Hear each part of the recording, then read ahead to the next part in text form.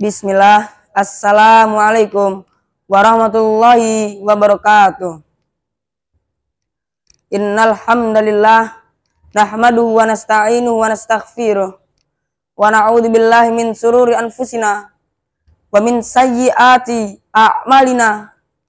May yahdihillahu fala mudhillalah wa may yudlilhu fala hadiyalah.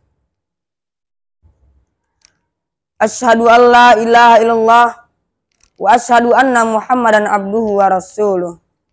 La nabiyya wa la rasulah ba'da. Pertama-tama dan yang paling utama, marilah kita panjatkan puja dan puji syukur kita terhadap kehadirat Allah Subhanahu wa taala, yang mana pada malam hari ini kita masih diberikannya sehat jasmani dan rohani, sehingga kita masih bisa merasakan nikmatnya. Di antaranya adalah nikmat iman dan Islam. Kedua kalinya, sholawat dan salam tak lupa pula kita sanjung-ajungkan kepada Habibana wa Nabiyana Muhammad sallallahu alaihi wasallam, yang mana telah membawa Islam dari zaman onta hingga zaman Toyota, dari zaman nenek-nenek main sapu ijuk hingga zaman nenek-nenek main Facebook. Yang pasti adalah dari zaman jahiliyah hingga zaman Islamnya, yakni zamanil Islam. Ketiga kalinya berdirinya saya di sini untuk membawakan satu patah kata yang telah saya patah-patahkan menjadi beribu-ribu kata, yang diawali dengan judul dampak teknologi dalam kehidupan remaja. Hadirin yang dirahmati Allah Subhanahu wa taala, era globalisasi itu telah menjadikan bumi ini menjadi kampung yang besar. Peristiwa yang terjadi di suatu negara pada belahan dunia pun bisa diketahui serentak oleh penduduk bumi. Apa yang terjadi pada hari ini di kota Gaza, Palestina, juga telah bisa diketahui di negara kita ini, yaitu Indonesia. Globalisasi, menurut pendapat ahlinya, adalah suatu proses atau fenomena yang terjadi di era modern, yang bercirikan dengan kemajuan alat-alat teknologi yang seolah mampu melipat jarak dan menerobos waktu. Teknologi juga termasuk ke dalam era globalisasi, yang mana teknologi itu sendiri mampu membantu orang untuk menjadi lebih mudah dan lebih praktis. Sebagaimana yang sedang beredar pada saat ini adalah perkembangan iptek. Kemajuan iptek mempunyai pengaruh signifikan terhadap cara berpikir, bersikap, dan tingkah laku umat manusia. Dari satu sisi yang benar, kemajuan iptek sangat berpengaruh di kehidupan umat manusia dengan berpengaruh yang sangat baik, yaitu membantu umat manusia untuk mengelola lahan-lahannya, membantu umat manusia lebih sempurna dalam menguasai, dan lain sebagainya.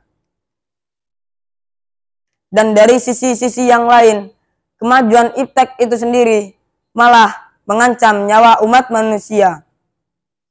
Di antaranya adalah polusi biologi, kimia, perusakan alam di mana-mana, disrupsi fisik dan juga sosial, bahkan perusakan lahan-lahan dan hutan-hutan. Ada sebab-sebab menurunnya nilai-nilai kemanusiaan, sebagaimana firman Allah di dalam surat Ar-Rum ayat 41 yang berbunyi, A'udzubillahi minasyaitonirrajim.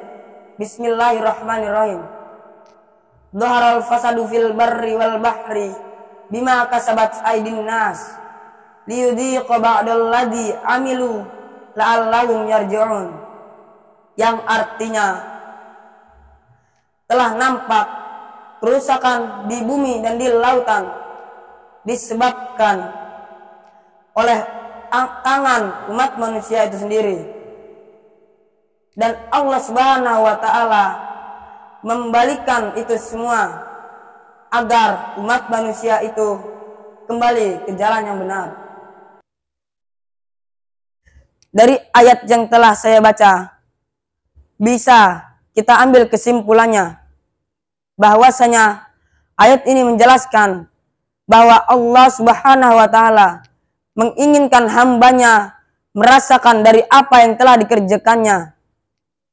Sebagaimana Allah Subhanahu wa taala yang telah memberikan azab kepada umat-umat terdahulu.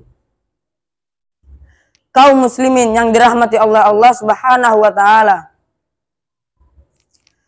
Ingat, orang bijak pernah berkata, "Man aradat dunya fa'alaihi bil ilmi, wa man aradal akhirah fa'alaihi bil ilmi, wa man aradahuma fa'alaihi bil ilmi." Yang artinya, barang siapa yang menginginkan dunia, maka hendaklah dirinya itu memiliki ilmu. Dan barang siapa yang menginginkan akhirat, maka hendaklah dirinya itu memiliki ilmu. Dan barang siapa yang menginginkan keduanya, maka hendaklah dirinya itu memiliki ilmu.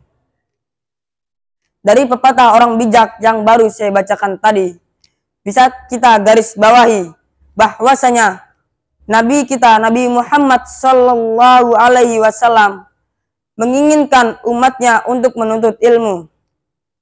Untuk apa? Untuk menjadi bekal di era saat ini. Yang mana era saat ini sangat dibutuhkan bekal. Apalagi di era digitalisasi. Mungkin hanya ini yang dapat saya sampaikan. Kurang lebihnya saya mohon maaf. Wabillahi taufiq wal hidayah. Nun wal qalami wa ma yasturun fastabiqul khairat kama tadinu tudanu. Assalamualaikum warahmatullahi wabarakatuh.